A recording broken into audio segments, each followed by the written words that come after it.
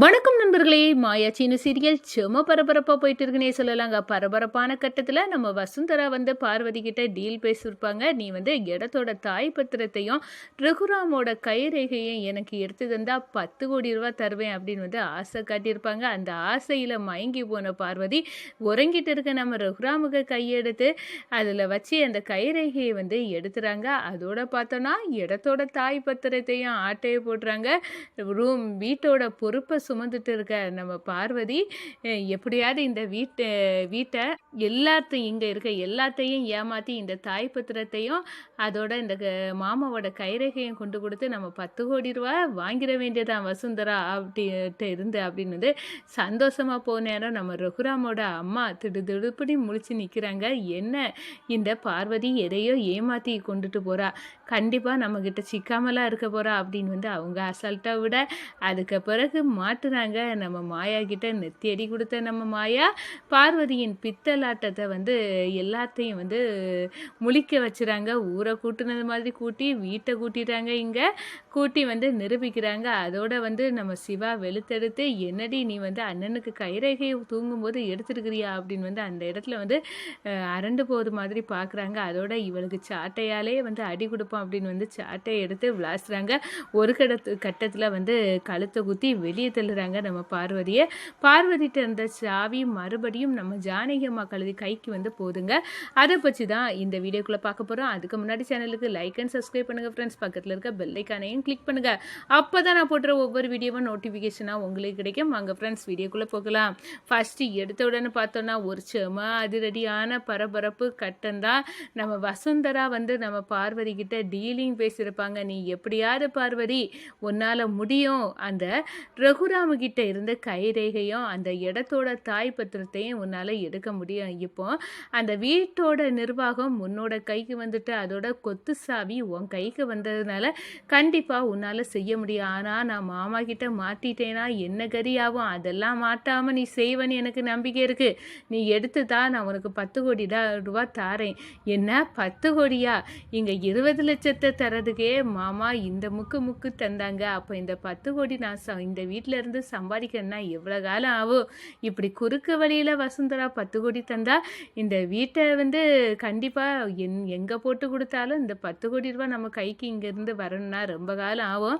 அதோட குறுக்கு வழியில் இப்படி வசுந்தராட்ட வந்து கைமாற்றி வாங்கி சம்பாதிக்கிறது எவ்வளவோ மேலு அப்படின்னு வந்து நம்ம பார்வதி முடிவு பண்ண அந்த வீட்டுக்கு வந்து எப்பண்டா எல்லாரும் தூங்குவாங்க, நம்ம ஆட்டையை போடலாம் அப்படின்னு வந்து இருக்க பார்வதிக்கு லட்டு கணங்கா ஒரு விஷயம். எல்லாரும் வந்து சைலண்டாக உறங்க போயாச்சு அப்படின்னு வந்து இருட்டுக்குள்ளே பேய் மாதிரி முழிச்சு திடுதுப்புன்னு பார்க்குறாங்க. எல்லாரும் உறங்கியாச்சு, நம்ம போகலாம் அப்படின்னு வந்து அந்த இடத்துல வந்து களை இறங்குறாங்க. மெதுவாக நம்ம ரகுராம் ரூமுக்கு போகிறாங்க. அங்கே போனதோட ரகுராம் நல்லா உறங்கிட்டு இருக்காரான்னு செக் பண்ணிக்கிட்டாங்க. அதோட அவருக்கு கையை எடுத்து கைரேகை எடுத்துக்கிட்டாங்கன்னே சொல்லலாம். வீரோ கொத்து சாவி நம்மகிட்ட தானே இருக்குது, அதை நைஸாக திறந்து அதில் இருக்க பத்திரம் தாய் பத்திரத்தை அபேஸாக எடுத்துடலாம் அப்படின்னு வந்து அதையும் எடுத்துக்கிட்டு நழுவுறாங்கங்க.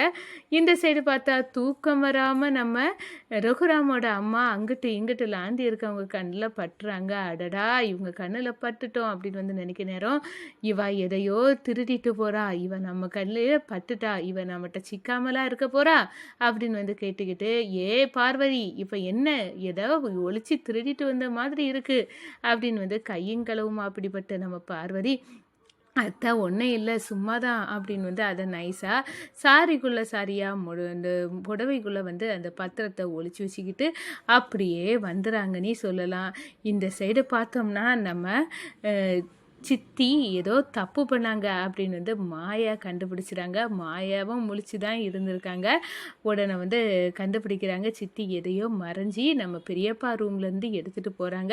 அது என்னதுன்னு கண்டிப்பாக கண்டுபிடிக்கணும் அப்படின்னு வந்து அந்த இடத்துல வந்து நினைக்கிறாங்க. அப்போந்தான் நம்ம மாயா வந்து சித்தி என்னது அப்படின்னு வந்து அந்த இடத்துல கேட்குறாங்க.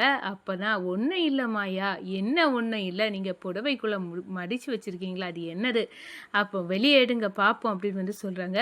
அதெல்லாம் உன்கிட்ட கேட்டுட்டா சும்மா இரு, போடி உன் வேலையை பார்த்துட்டு அப்படின்னு வந்து மாயாவை போட்டு விரட்டுறாங்க. அப்போ தான் திடுதிப்புன்னு ஒவ்வொருத்தராக எழும்பி வராங்க. அப்போ தான் ஒன்றும் இல்லை அப்படின்னு வந்து நம்ம பார்வதி போன நேரம், ஏ பார்வதி என்ன கையில் இருக்கிற இப்போ காட்டியே ஆகணும் அப்படின்னு வந்து பிடுங்க நேரம் அவங்க கையில் இருந்த தாய் பத்திரமோ ரகுராமோட கைரேகை, இதை எப்பண்டி எடுத்த அண்ணனோட கைரேகை, இப்போ தூங்கிட்டு இருக்கும்போது தானே எடுத்திருக்க, நீ வந்து எவ்வளோ பெரிய கள்ளி அப்படின்னு வந்து அந்த இடத்துல நம்ம சிவா அண்ணன், நான் வந்து இவளை தோலை உரிக்கேனே, இவள்கிட்ட இந்த பதவியை கொடுக்காதுங்க அப்படி இப்படின்னு சொன்னேம்ல, கேட்காம நம்ம அண்ணி கையில் இருந்த சாவியை வாங்கி இவள்கிட்ட கொடுத்தீங்களா, குரங்கு கையில் வந்தால் எப்படி ஆகும், அதே மாதிரி தானே இவளுக்கு கையில் வந்த உடனே இவளுக்கு புத்தியை பாருங்க, அந்த வசுந்தரா கிட்ட நீ பேரும் பேசுனியா பார்வதி சொல்லு அப்படின்னு வந்து சாட்டை எடுக்கிறாரு.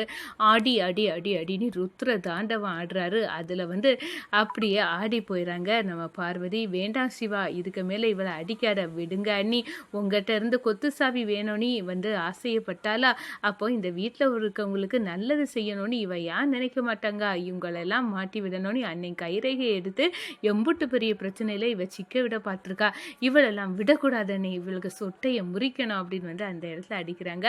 நம்ம அடித்தது மட்டும் காணாது, இவளை இப்போவே இந்த வீட்டை விட்டு துரத்துறேன் அப்படின்னு வந்து சொல்கிறாங்க. வேண்டாம் சிவா, வசுந்தராவுக்கு வந்து இதுவே நெத்தி அடியாக இருக்கும், இனி வந்து இந்த சாவி பத்திரம் எல்லாம் கிடைக்காதுல, இவ பார்வதிட்டேருந்து நம்ம வாங்கிட்டோம், இப்போ அது கிடைக்கும்னு எதிர்பார்த்துட்டு இருந்த வசுந்தரா அப்படியே வந்து நம்ம காலில் வந்து விழணும் அப்படின்னு வந்து அந்த இடத்துல நம்ம ரகுராம் வந்து சொல்கிறாங்க. இந்த சைடு பார்த்தோன்னா பார்வதியை வச்சு வசுந்தராவுக்கு கால் பண்ண சொல்கிறாங்க.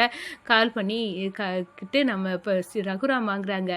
ஃபோனை வாங்கிட்டு, ஏ வசுந்தரா, நீ என்ன பார்வதியை பகடுக்காயை யூஸ் பண்ணி அந்த சொத்து பத்திரத்தெல்லாம் ஆட்டையை போட்டுலான்னு நீ பார்த்தியா, அதெல்லாம் நடக்காது, அந்த பத்திரத்தெல்லாம் பார்வதி எடுக்க நேரம் எங்ககிட்ட மாட்டிக்கிட்டா, அதெல்லாம் கிடைக்காது, இப்போ எங்கே பண்ணுவ, இப்போ எனக்கு கைரேகைக்கும் அதோட சொத்து பத்திரம் தாய் பத்திரத்தை எடுத்து போலியாக தயாரிக்கிறதுக்குன்னு நீ முடிவு பண்ணியிருக்கேன்னு எனக்கு இப்போ நல்லாவே புரிஞ்சிச்சு, இப்போ நீ என்ன பண்ணுவ அப்படின்னு வந்து ஒன்றும் பண்ண முடியாது, எனக்கிட்ட இருந்து அட்வான்ஸை நீங்கள் தந்ததை ரிட்டன் வாங்கிட்டு உங்கள் வேலையை பாருங்கள், நான் இந்த இடத்த அப்பவும் சொன்னது மாதிரி தான் இப்போவும் சொல்கிறேன், நான் கோயில் கட்டதுக்கு தான் தானமாக வந்து கொடுக்க போகிறேன், எனக்கு வந்து உனக்கிட்ட கொடுத்து சம்பாதிச்சு வாழணும்னு எனக்கு எந்த அவசியமும் இல்லை அப்படின்னு வந்து வசுந்தராவுக்கு வந்து நெத்தி அடியாக கொடுத்துறாங்க. பார்வதி சிக்கிட்டா, இனி பார்வதிட்ட இருந்து எந்த இதுவுமே கிடைக்காது அப்படின்னு வந்து தெரிஞ்சு நம்ம பார்வதிட்ட கொடுத்த நெக்லஸை இப்போ வாங்கணும் அப்படின்னு வந்து அந்த இடத்துல பார்வதிக்கு கால் பண்ணுறாங்க. இப்போவே இந்த நெக்லஸை ரிட்டன் கொண்டா, நீ வந்து எவ்வளோ தூரம் இருந்தால் என்னையும் வந்து கோர்த்து விட்டு இப்போ வந்து அந்த பத்திரத்தை தர முடியாத லெவல், ரகுராம் தர முடியாத அளவு நீ இப்போ செக்கு வச்சுட்டா, இப்போ என்ன பண்ண, எல்லாம் ஒன்னால் கெட்டு குட்டி சோறாச்சி போயிட்டு பார்வதி, உன்னை விட போகிறது இல்லை அப்படின்னு வந்து அந்த இடத்துல நம்ம பார்வதியை வெளுத்து கட்டுறாங்க. இப்போ தான் நான் இங்கிட்டு அடி வாங்கி ஓஞ்சி இருக்கேன், அதுக்கடையில் இந்த வசுந்தரா வேற அப்படின்னு வந்து அந்த இடத்துல நம்ம பார்வதி வந்து அழுது புரண்டுக்கிட்டு இருக்காங்க. நம்ம மாயா வந்து, என்ன சித்தி, வீட்டோட சாவி கொத்து சாவி ஜானகி பெரியம்மா கையிலே திரும்ப போயிட்டுல அப்படின்னு வந்து அந்த இடத்துல நம்ம பார்வதிட்ட சொல்கிறாங்க. போடி அங்கிட்ட அப்படின்னு வந்து பார்வதி கோவப்படுறாங்க.